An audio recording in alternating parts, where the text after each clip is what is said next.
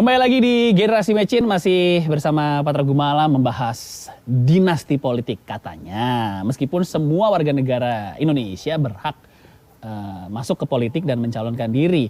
Yang ramai sekarang ini karena beberapa anggota keluarga presiden aktif, dan ini kayaknya belum pernah terjadi nih, presiden aktif beberapa anggota keluarganya mencalonkan sebagai kepala daerah. Beberapa nama yang tercatat, salah satunya adalah anak beliau, Mas Gibran sebagai calon wali kota Solo.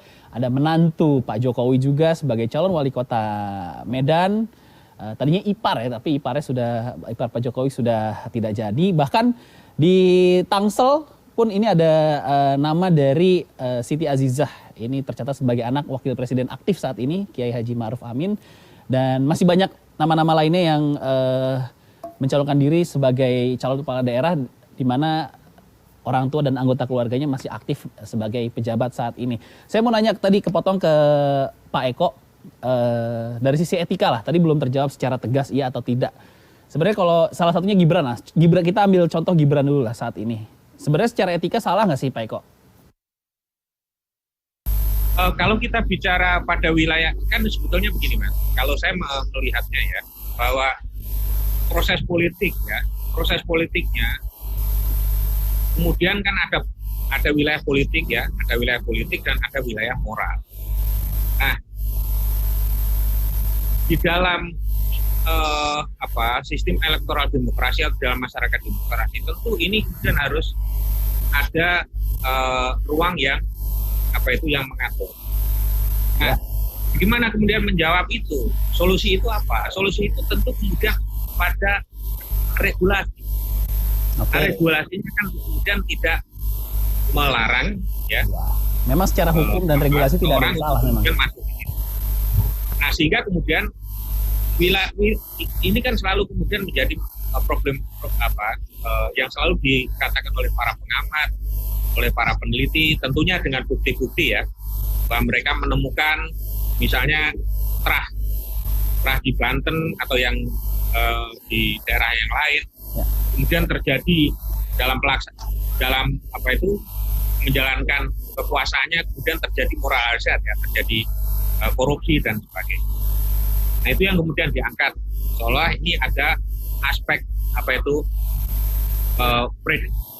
predotarian ya, ya tadi aspek negatif dari dinasti politik. Nah, artinya yang ingin saya katakan adalah pasca pelaksanaan itu semuanya belum tentu. Artinya belum tentu baik yang berangkat dari keluarga politik maupun yang tidak untuk menjalankan kekuasaan itu setelahnya. Tapi kan setelah yang jadi pertanyaan, memang ini belum pernah terjadi sebenarnya anak seorang presiden aktif menjadi calon kepala daerah. Dari sisi etis tidak ada yang salah berarti Pak Eko di situ? Kalau saya melihatnya itu tadi memang ada persoalan etis, persoalan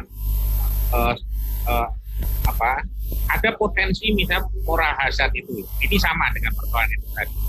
Nah, inilah yang kemudian sebetulnya dalam putusan itu DPR diminta untuk membuat regulasi supaya apa sih yang dikhawatirkan sebenarnya terhadap keluarga politik, apalagi misalnya sekarang ini seorang presiden, itu adalah penyalahgunaan kekuasaan untuk kemudian misalnya memberikan keleluasaan pada tadi contohnya Gibran misalnya dalam maju pilkada ini. Apa yang perlu diatur? Berarti undang-undang pemilunya kah atau partai politik? Bukan. Berarti di mana pengaturan? Artinya apa? Seorang presiden itu kan pasti punya kekuasaan dan sebagainya sampai di daerah. Nah, kalau itu digunakan, itulah yang kemudian terjadi penyalahgunaan kekuasaan. Oke ya. Nah, tadi saya ingin menyinggung, kita diskusi ini sama Mas Jarod. Nah, kalau wilayahnya pada wilayah kekuasaan di partai atau kewenangan di partai, saya melihatnya masih pada internal dari partai. Artinya apa? Partai pasti memiliki pertimbangan, segala pertimbangan. Dan yang paling penting yang harus kita lihat, yang ini jarang sekali di para pengamat atau para peneliti, karena dia menggunakan perspektif mereka dengan subjektif mereka. Karena apa? Wilayah partai itu adalah wilayah yang memiliki mekanisme sentralisme demokrasi. Jadi kadang-kadang teman-teman yang di LSM, saya 20 tahun di LSM, saya mengerti ya. Artinya apa? Pendekatan kita yang moralistik, tapi ada perlakuan yang berbeda. Di partai itu menggunakan sentralisme demokrasi. Kekuasaan misalnya, taruhlah di PDI Perjuangan, itu hak veto dari Ibu Ketua Umum cukup, saya bukan anggota partai PDI ya, tapi itu sangat menentukan. Dan pertimbangannya macam-macam. Mungkin dalam konteks hari ini, untuk pemilihan Gibran misalnya yang ditetapkan sebagai calon kepala daerah di Solo, partai butuh darah segar. Artinya apa?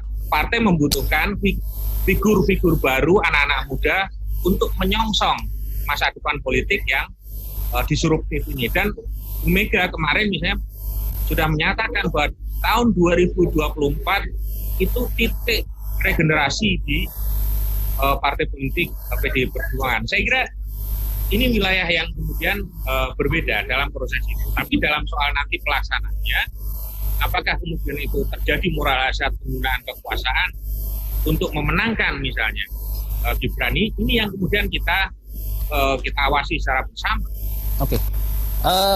Pak Jarod, berarti saya mau menanggapi Pak Eko, berarti ada masalah dengan kaderisasi partai nih, apakah ada masalah sebenarnya dengan sekarang sistem butuh segala sesuatu yang instan soal kaderisasi partai? Ya, kalau sampean juga nanya ke Mas Eko, kebangetan ya Mas ya.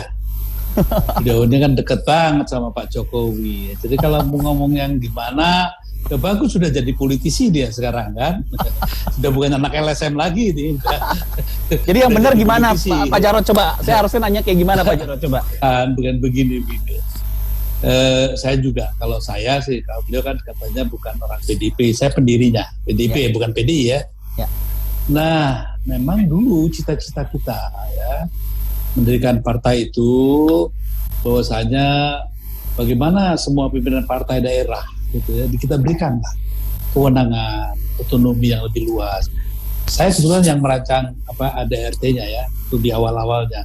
Waktu itu kita berikan khusus penuh ya, seperti kekuasaan yang sangat besar kepada ketua umum, karena pada saat melawan Pak Harto kita perlu satu suara yang bulat gitu ya, tidak pecah. Makanya kita, nah saya berharap dulu setelah melewati 10 tahun itu seharusnya sudah ada pemikiran ya untuk lebih melonggarkan itu. Tapi mungkin lain lah ya. Saya harapkan beginilah, mau Gibran kayak mau siapa itu bukan persoalan yang sangat sangat ini. Ini kan hanya kebetulan aja kita melihat dari perspektif yang lebih dalam gitu ya.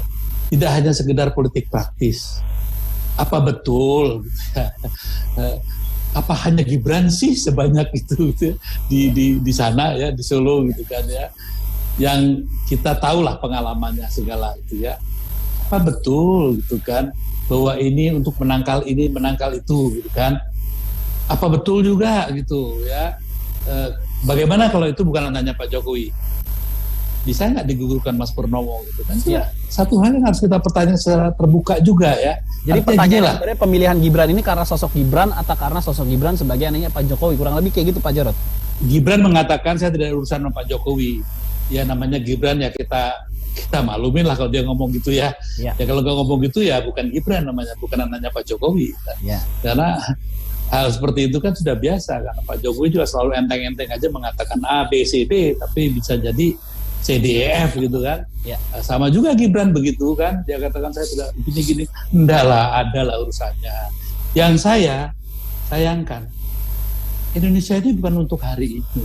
Ya. Kita harus membina bangsa ini untuk ke depan lebih lama gitu ya. Supaya apa? Supaya tidak terjadi hal-hal di mana nanti kalau dia boleh pasti saya nggak boleh. Nah, maka para bupati berbondong-bondong menyiapkan anaknya, para gubernur menyiapkan anaknya, dan begitu seterusnya gitu. Loh, ini kan secara budaya, masyarakat yang panutannya itu ini kan ya di Indonesia masih begitu. Jadi ya paternalistik itu masih sangat kuat. Nah, yang saya cuma mikir, sebetulnya kayak Mbak Mega juga ewo-pekewo kan ya. Yang namanya juga presiden, masa ditolak anaknya. nanti menteri saya dicopotin gitu kan. Jadi ini juga satu dilematis. Sebetulnya kalau saya jadi Pak Jokowi ya lebih sudah nak, gue maju nanti aja 5 tahun ke depan supaya tidak bikin bingung orang gitu ya.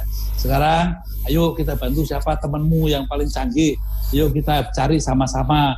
Gue sudah masih punya waktu banyak kan gitu. Kalau saya gitu, tapi kan saya bukan Pak Jokowi.